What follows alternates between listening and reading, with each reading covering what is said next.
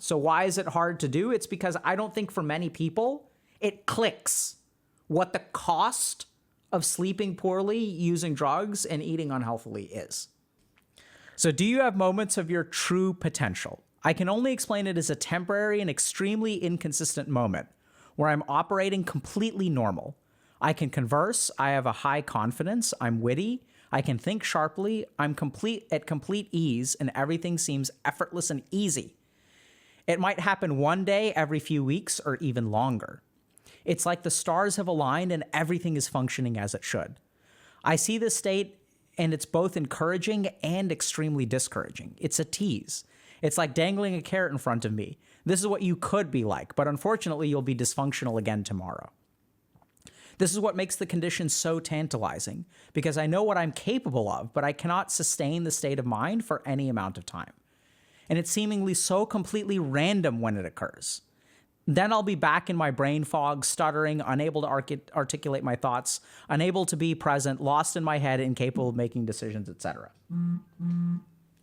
So, this is the kind of thing where it's really unfortunate.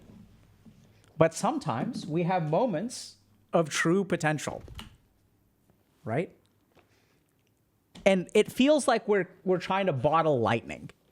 So it's like there's this flash and then suddenly everything works the way that it's supposed to. You're talking to people, the ideas are going, you're productive, you're focused, you're witty, you're having a good time, you're feeling good, right? It's not just about productivity, it's also about mood. The problem is that it's like completely RNG.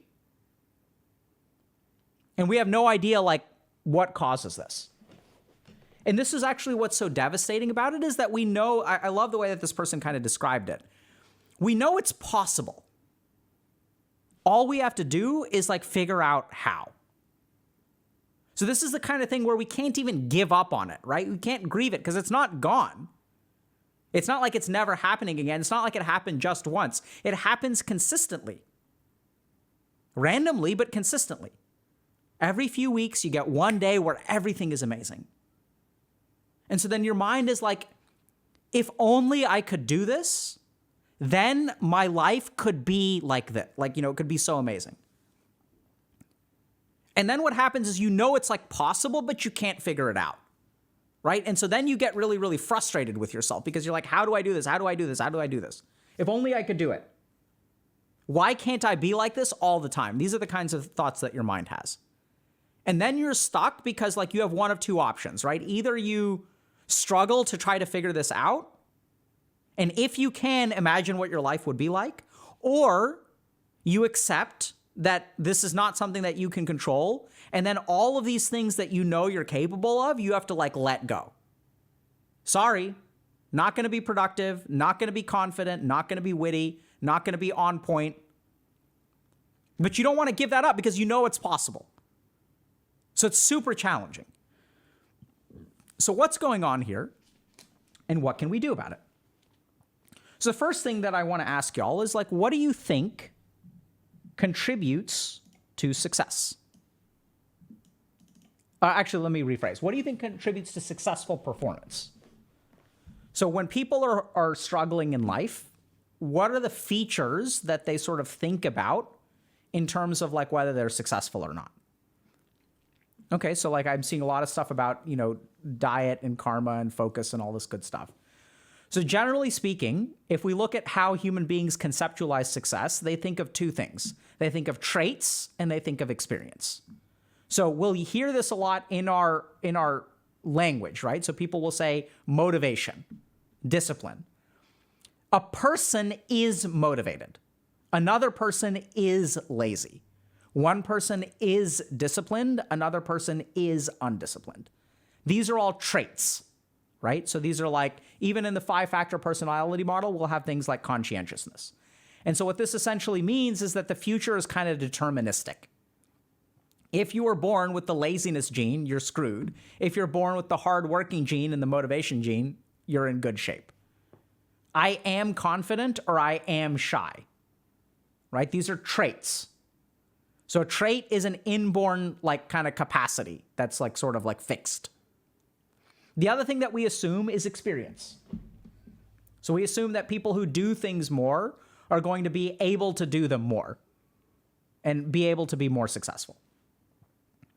So when I do any kind of performance coaching work, right? So like I'll just use esports as an example, but I do this for physicians as well, attorneys, investment bankers, whatever. So I'll ask people, and we could have this conversation with you too. So when you play a video game, the more you play a video game, do you get better at it? Interesting question. The automatic answer may be yes, obviously, but that may not be entirely true, right? So people are saying not always, because like you can play a game for 1,000 hours, especially like PvP games, and it's not like you're getting better every single minute, right? You can stick around, you can plateau at a particular rank or MMR.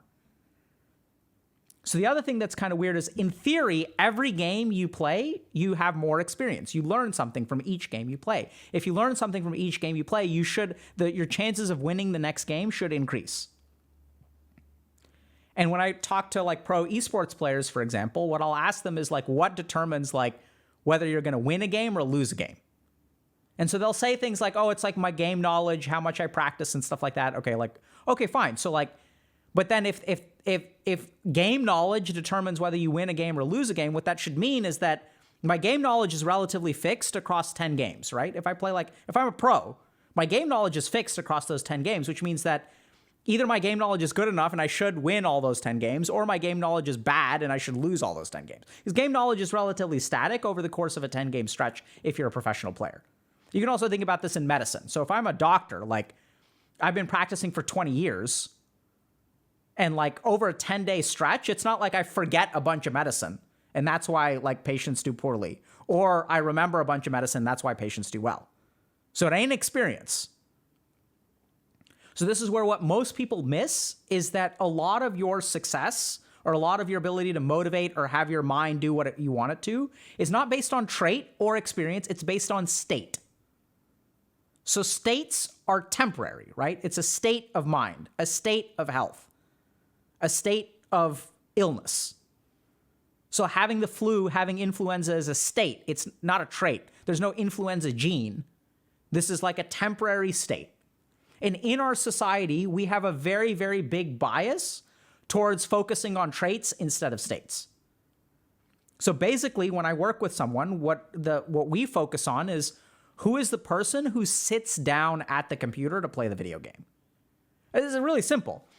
How do you think a pro gamer's performance is if they haven't slept for 48 hours? It's going to suck, right? Duh. But wait a minute. But like they've played 20,000 hours of the game before. Their game knowledge is still there. That hasn't gone away. It's not like they have dementia. They're not more lazy, less lazy. There's a lot of variability within our state. And if you want to capture these kinds of moments and you have ADHD, the way to capture them is by focusing on state, not trait. Because it's possible. Your brain is capable of it. If your brain wasn't capable of it, you would have never had it happen. So this sort of feels like the stars align. Now, here's the cool thing. If you pay attention, you can figure out what the stars are and even how to arrange them. And this is how you can get consistent performance, is by focusing on state. So what we're going to do is take a look at 7 or 8 factors that people tend to underemphasize when it comes to determining states. Okay? So let's take a look at this. So just a quick recap. State versus trait. So these are things like personality, fixed, deterministic. Why are you successful? I'm motivated. Why are you lazy? Why are you unsuccessful? Because I'm lazy.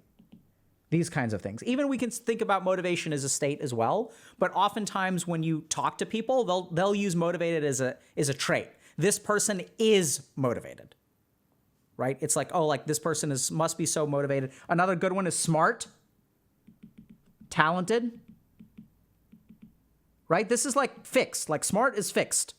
It's not something that changes on an hourly basis. So states are variable alterable, and sort of like not deterministic, right? So it's sort of like kind of varies. That's the key thing. But they're both very, very involved in terms of determining kind of what you accomplish. So the flow state is a really good example of like states of mind where we have productivity. So examples of state are the flow state. We also have in meditation dhyana, right? We have different states of consciousness. We can also call this in the zone. So we know that these are temporary. The question is, how do we cultivate them? And the answer, there's a lot that we can do. So the first thing that we can do to cultivate a particular state of mind is control our thoughts. So we're going to go into more detail with some of these and less detail with others. So we just talked a little bit about self-talk, but you can actually change your self-talk. And this you can change through emotional processing. So I'll give you guys just a quick example. So let's say I'm not motivated to date, or it's really hard for me to go on a date.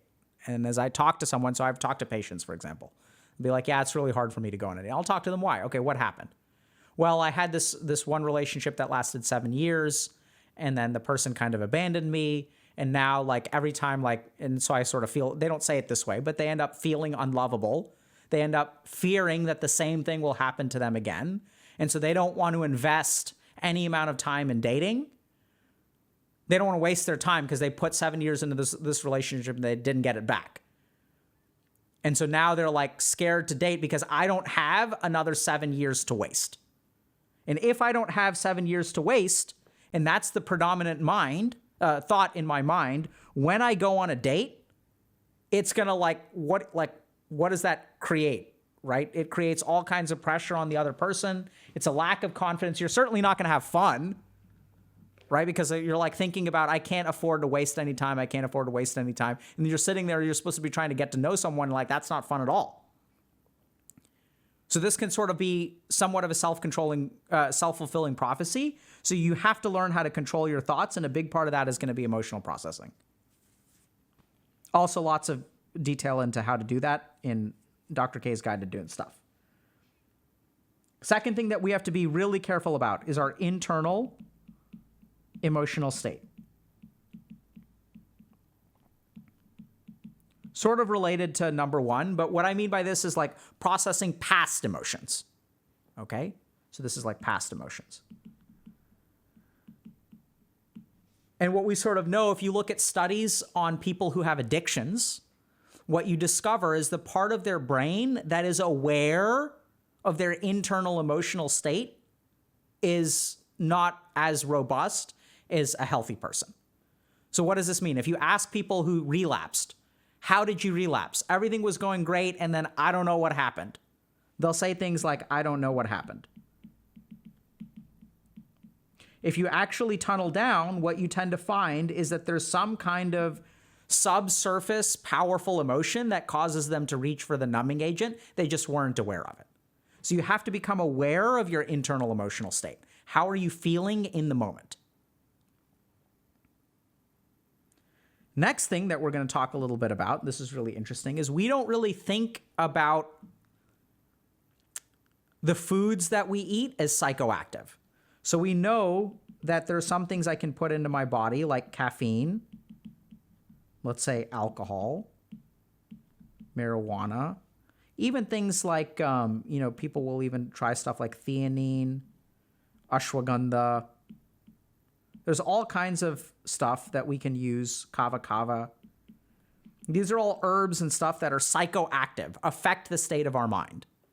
But we tend to think that these things affect our mind, but we don't think about things like sandwiches or tomatoes or rice or fried chicken as psychoactive substances.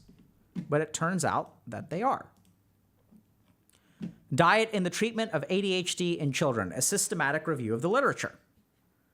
A total of 52 studies were identified, some investigating whether ADHD symptoms can improve by avoiding certain food elements, 20 studies, and whether certain foods may reduce ADHD symptoms. Elimination diets and fish oil supplementation seem to be promising dietary interventions for the reduction of ADHD symptoms in children. Interesting, huh? So let's understand this for a second. What determines your motivation? Like, which organ of the body determines motivation and clarity of mind? Right? Chances are it's our brain. I don't know if you guys know this, but the brain is a physiologic organ that requires like physical substances. So for example, fish oil is high in omega-3, and omega-3 is very, very important for neuronal health. So there's a decent chance that if you have trouble getting into the right state of mind, that your diet could be part of the problem, which we don't tend to think about. And this is why if you look at yogis, so like yogis who want to meditate for 12 hours a day, they're very controlling for their diet. I've been on, I mean, not right now, but in the past, I've been on something called a sattvic diet. And being on a sattvic diet for 90 days is when you truly understand. That's when you begin to understand what meditation truly is. I don't think you can even achieve some of these higher states of consciousness unless you're on a sattvic diet. And that's why all the yogis eat this way. They're not eating that way for their figure, and they're not eating their way out of financial reasons. What they've actually done is looked at all of the subtle effects of food on the mind. And there's like a consciousness diet, which they adopt. Sattvic. Okay? We're not going to go into that right now, but there are all kinds of foods. So this is where, like, if you're struggling in terms of your motivation or these clarity moments, it's important, what did you eat for the 24 to 72 hours before you had that moment? Because chances are there's something in your diet that helped a lot. Next thing that we don't really consider in terms of states is low-grade inflammation. This is somewhat related to diet, but we also know that, for example, like when people have gluten sensitivity, it creates like a low-grade inflammation, and then they have like trouble in their, like, because your brain is like mildly inflamed. So if you think about getting over a cold and how motivated and how energetic you are when you're like a little bit sick. And some of our diet is actually filled with stuff that is kind of pro-inflammatory. And as there's all kinds of things like leaky gut hypothesis, and we sort of know that like low-grade inflammation is going to be bad for cognitive function. Right? I want y'all to think about this. There are studies, and these studies, by the way, I've looked at a lot of them in detail. They're not very robust. So the data behind diet and ADHD is actually not that great, by the way. I mean, there's like indications that it helps, but I just don't think that it's specific enough. But this is the kind of thing where, like, what's the inflammatory state of your body? Are you eating pro-inflammatory foods? Are you getting like, and this is why, like, if we look at scientific studies on health, like, what does it take? You know, fruits and vegetables. And how much of this are you eating? And if you're not eating enough of it, chances are what you're going to do is you're going to get constipated.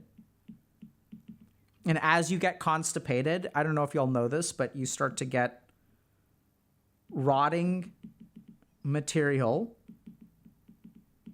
stuck in your intestines. And then this stuff causes inflammation. How do you feel after you have a good poop? Right? Kind of weird. We don't really think about it very much. So if you're like wondering how to bottle this lightning of these pro ADHD, like these like high productivity states, it involves touching on all of these things. Next thing that we don't really think about is rest quality. So how are you sleeping? And this is where we don't really think about a couple things. So good example of this. So alcohol and marijuana both reduce your REM sleep. So this is the tricky thing about alcohol and to a lesser extent marijuana. I know the science behind alcohol a little bit better. Alcohol helps people fall asleep, but lowers the quality of their sleep. So if you drink on a regular basis or you smoke on a regular basis, chances are the quality of sleep that you're getting overnight is like not good, or it's worse. So REM sleep generally composes of 18 to 23% of a night's sleep. The other thing about REM sleep is we're not really sure what it does. We don't really know, even despite all of our advances. It appears to be important, but we're not quite sure how or why. And we know that alcohol reduces your REM sleep. So you may still sleep for 8 or 9 hours if you get drunk and you pass out. It's very easy to fall asleep, but then the quality of your sleep sucks. So whatever your brain is trying to accomplish during sleep, where it goes through these different stages and REM sleep and stuff like that, you're sabotaging it by using these kinds of things. So if your rest quality is not good, your ability to cultivate that magical state of productivity is going to be hampered.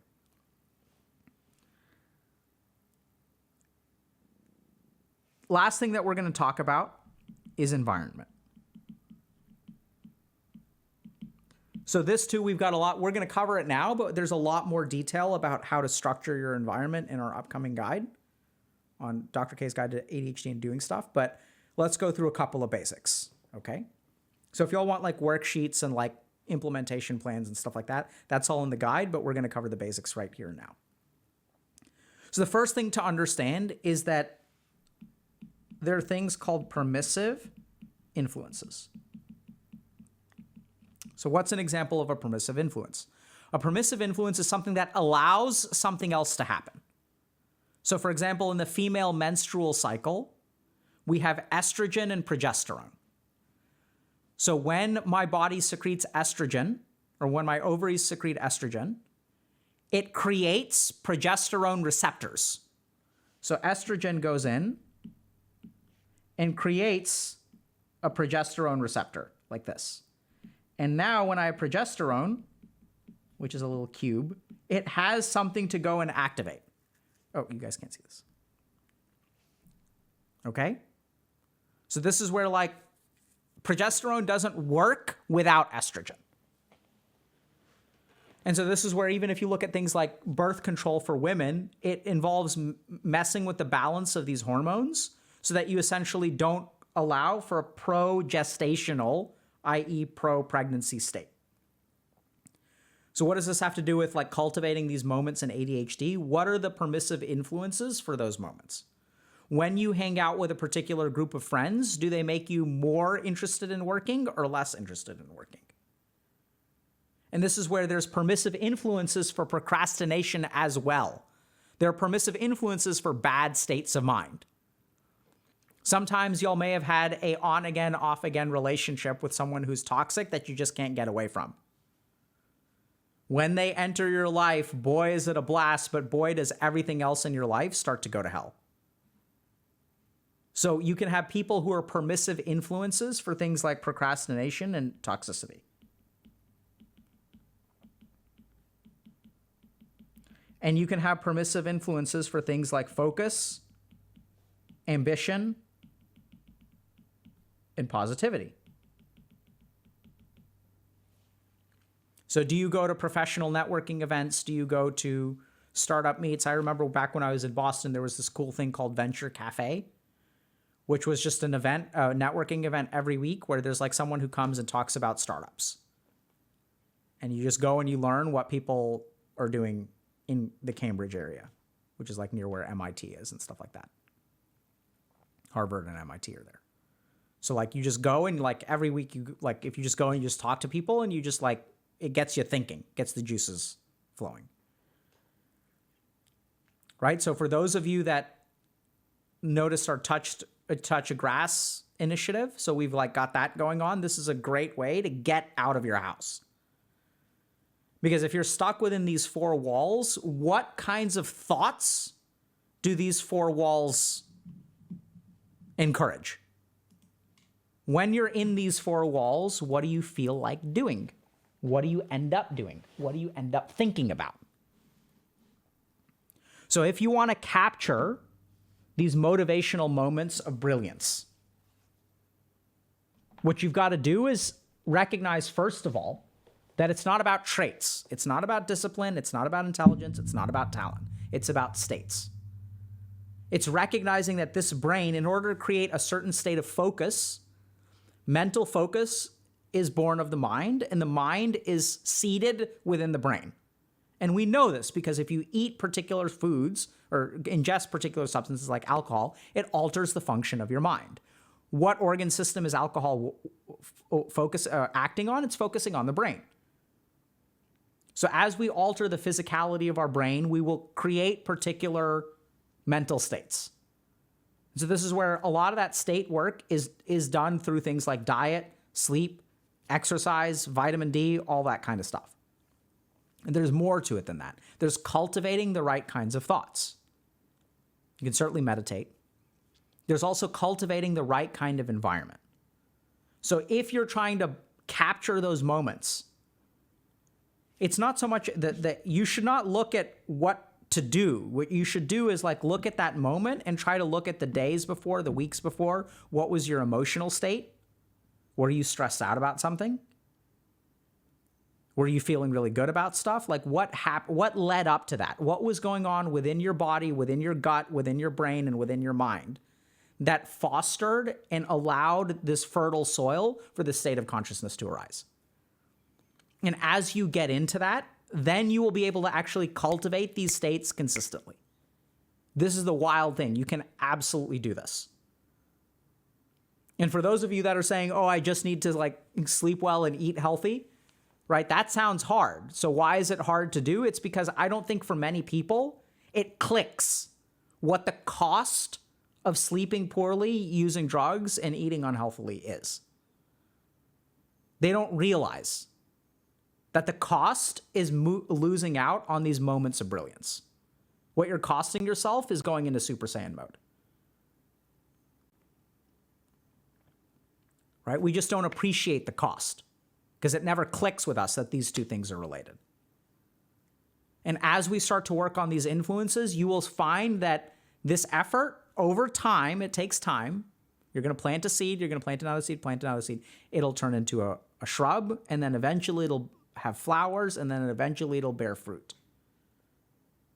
And once you sort of figure out what your internal formula is in terms of like productivity and focus, like it'll transform your life. Questions?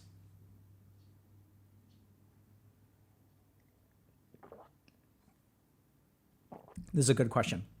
What if sleep deprivation makes you disinhibited enough to reach that state? Isn't it a slippery slope? Great question. Someone else was asking, sometimes I perform better when I'm fatigued. So there's one really important exception to being well rested. So when you're fatigued, your mind is a little bit exhausted and your thoughts move slower. When your thoughts move slower, if what is destroying your focus is a hyperactive mind, then you will be more focused. So if there's a good level of focus, this focus can be destroyed either by having a hyperactive mind or a hypoactive mind. So for example, if I feel overwhelmed and I can't focus because I have 1,000 different things going on, and my mind is all over the place, that's a hyperactive mind. So focus can be shattered by a hyperactive mind. And sometimes fatigue can be an antidote to that, right? Because then like your mind is like operating at 80%. And so 80% of all of your stress actually puts you in a good space. Because you're normally like, your mind is operating at like 120%. So you need some kind of fatigue to kind of calm you down and chill you out. This is also why some people will reach for substances to calm themselves down, to treat their anxiety, right? I use marijuana for my anxiety, for example, because it slows their mind down. So the goal is slowing your mind down. Now you can do that through a substance. You can do it through a medication sometimes. You can do it through fatigue. Or you can do it through healthier methods than all of those, which is like training your mind to slow down, processing thoughts, learning how to compartmentalize thoughts, learning how to set things down in your mind. There are all kinds of different things you can do. You can also train your thoughts through your breathing. So the speed of your thoughts correlates with the speed of your exhalation specifically. So this is why, for example, when people are hyperventilating in a panic attack, we'll ask you to breathe in a paper bag. Why do we ask you to breathe in a paper bag? We don't really do that as much anymore. But that's because like as you breathe in a paper bag, the CO2 level within the bag starts to sort of increase. So you have to take slower, deeper breaths. So what happens is we have this thing called physiologic dead space. So I don't know if this sort of makes sense, but even when I fully exhale, my lungs are not completely empty, right? It's not like completely empty. There's air stuck in there that keeps my lungs open. Then what happens is the air down here, let's say, like if I have air down here in my lungs, like along the bottom, all the oxygen has been removed from that air. Then when I exhale, this air goes out and ends up in my throat. Because even at the end of my exhalation, there's actually air in my throat. And then when I breathe in again, this air is the first air that goes down into my lungs. So we have this thing called physiologic dead space, which is space where there's air that has no oxygen. So if I'm taking shallow breaths, the dead air is moving here, here, here, here, here, and I only get fresh air in this part. Whereas if I take a deep breath, the dead air goes down here, the air without oxygen goes down here, and then I get all this with fresh air, if that sort of makes sense.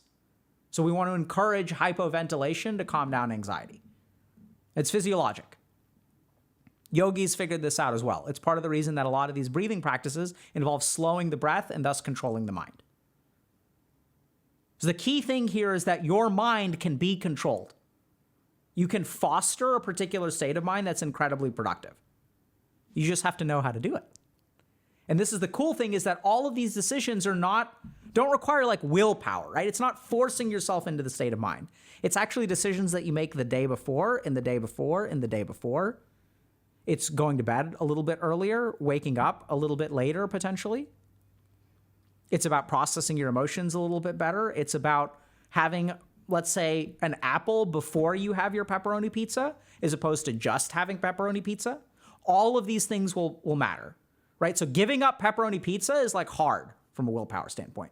But if you're starving, like kind of nudging yourself towards eating an apple before you dive into the pizza is way easier. Pizza's right there. I'm going to take 2 slices instead of 3. I'm just going to have an apple first. As you start to cultivate these sorts of changes, your mind will improve. And when your mind improves, you'll find yourself in these states more often. So someone's asking, does this mean I should go for a crazy run in the morning to control ADHD a bit? That's where I would say you should try it and see what happens.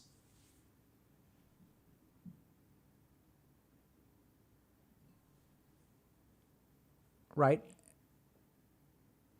You should try it. So that's where like you're going to figure out.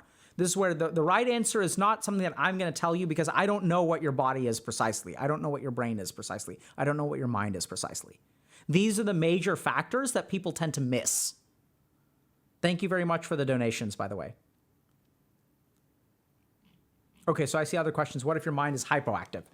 So that's where, so our mind becomes sort of hypoactive, especially through technology use. It becomes kind of dulled, right? Where then what happens is we need the technology to like artificially ramp it up. So an engaging TikTok or an adrenaline-inducing video game takes a baseline hypoactive mind and amplifies it to a normal level, which is why it's so damn addictive. And then once we stop playing the game, we go back to the hypoactive mind, right? And we don't like being in that state. So we need the adrenaline to like build up. And the other problem is that as we get more and more adrenaline through the game, we actually down-regulate some of our receptors in our brain. Not really adrenaline receptors. This is sort of a extrapolation here.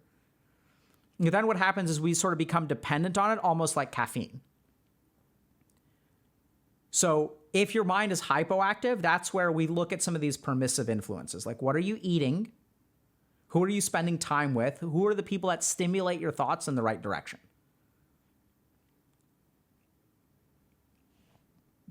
Thank you for the donation, Nicholas.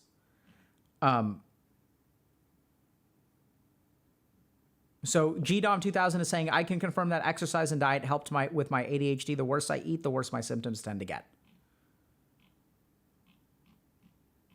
Right? And then if you go into Ayurveda, so we don't really have great scientific evidence for this, but if you go into Ayurveda, they even say there are particular foods that fruits and vegetables are not all the same, that particular fruits and particular vegetables will be good at cultivating particular mental states. Now, we have some evidence of this sort of, right? So Ayurveda goes as far as saying particular foods are good for particular mental states, but they start by saying that that presumes that all of the foods are unique. And generally speaking, in Western medicine for a long time, we've said 5 servings of fruits or vegetables doesn't really matter what you eat. Whereas now we know that there are some things like cruciferous vegetables that have particular effects on your cytochrome P450 enzymes. We know that grapefruit can do that as well and will actually cause particular alterations. So we now are starting to see that there's a lot more specificity to fruit and vegetable than we originally realized. Even if you look at some of these things like the FODMAP diets, these are good examples of like how particular food, not all fruits and vegetables are made the same. And there's an intersectional component between foods that we eat as well as someone's individual digestion. These are concepts that Ayurveda has been hypothesizing or proposing for thousands of years.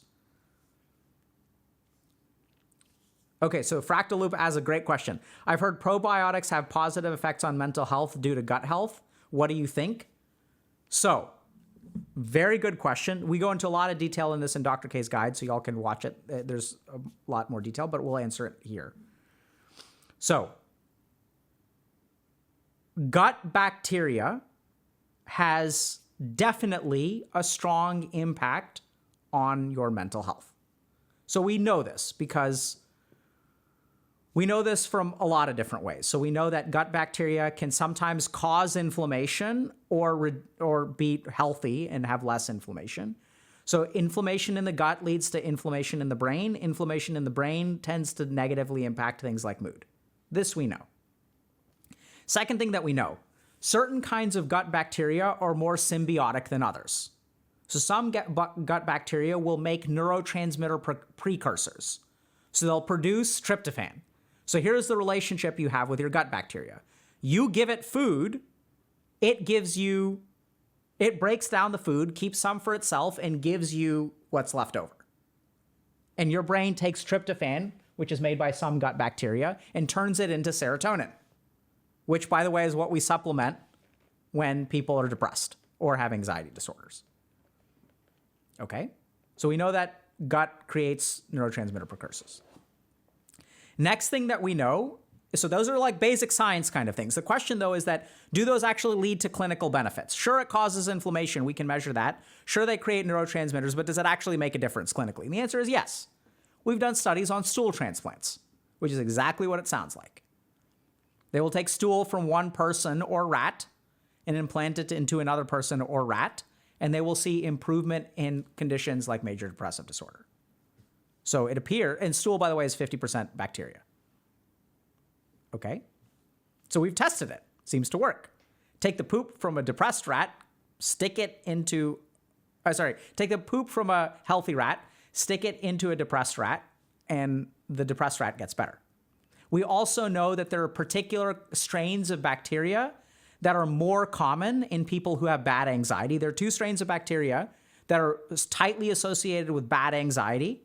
And there are 2 strains of bacteria that appear to be anti-anxiety. Or if you look, what we mean by that is if you look at people who have low anxiety scores and you check their gut, there are 2 bacteria that they have that people who have high anxiety don't have. In fact, people who have high anxiety have these 2 different kinds of bacteria. So there seems to be a lot of connections between gut bacteria and mental health. The question, though, was probiotics and mental health. Now, this is where the marketing gets tricky. So if you take a probiotic, how long are you supposed to take it? People usually say take it every day. Why do you have to take probiotics every day? They have CFUs, colony-forming units. They're living bacteria. Why do you have to take probiotics all day long? That's because probiotics may not affect it. And the reason is because which bacteria grow in your gut? The ones that you feed. So this is where, the health industry would love to say, hey, look at all this research on mental health and gut bacteria. Take this pill every day. By the way, you need to take it every day in order to get this beneficial bacteria. But what determines your gut bacteria is not whether you take a probiotic every day. It's what you feed your bacteria. So if I eat a lot of processed foods with simple sugars, there are going to be some bacteria in my gut that digest those preferentially, right? So I'm going to be feeding the bacteria that like processed foods and simple sugars.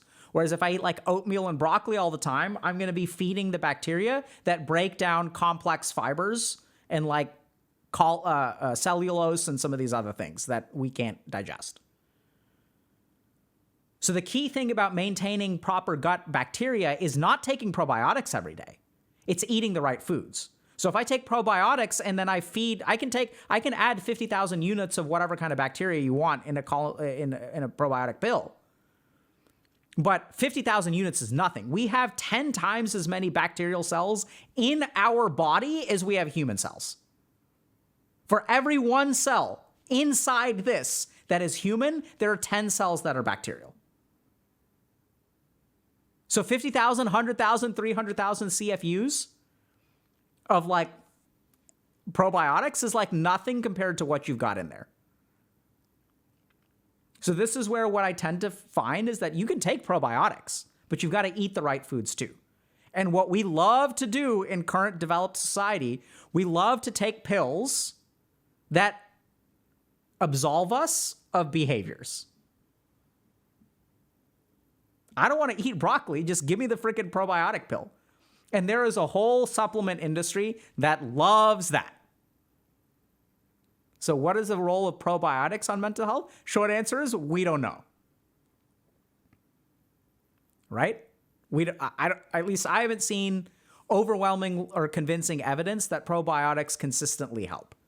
There's some evidence that they help because you do need to populate with the right bacteria. The key thing that people miss is that once you populate with the right bacteria, you need to support those bacteria with the right foods. And as you support those bacteria with the right foods, then you'll start to see positive effects, which is exactly how we get to this paper. Right? So if we go back to this one, elimination diets and fish oil supplementation seem to improve symptoms of ADHD. So why is the elimination diet important? Probably from the inflammatory standpoint.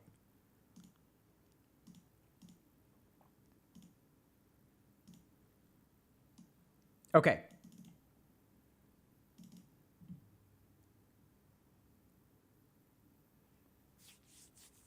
So people are asking what foods promote tryptophan and serotonergic precursors.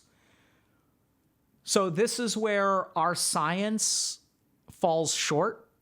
So it's my belief that the Ayurvedic diet, the mechanism of action of Ayurvedic diets is through gut bacteria. That's my belief.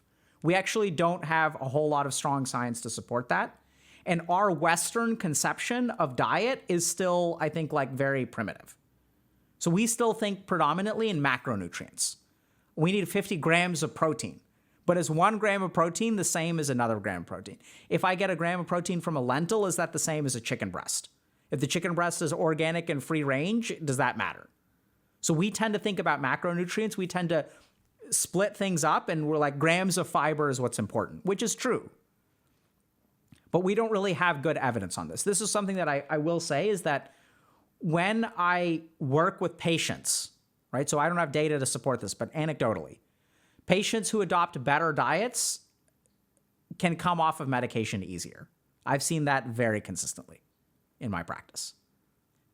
Now, what's going on there? Is it the gut bacteria? Who knows? Is it just eating healthy? Who knows? It could be correlational as well, that people who are healthier can eat healthier, right? Because it's like harder to make yourself salad than it is to like microwave something from the freezer. So maybe there could be a correlational thing where it's not really causation, it could be correlation.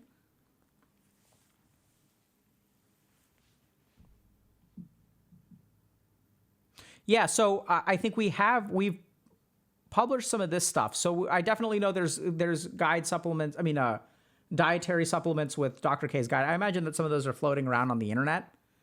But, and a lot of different people will talk about Ayurvedic diet.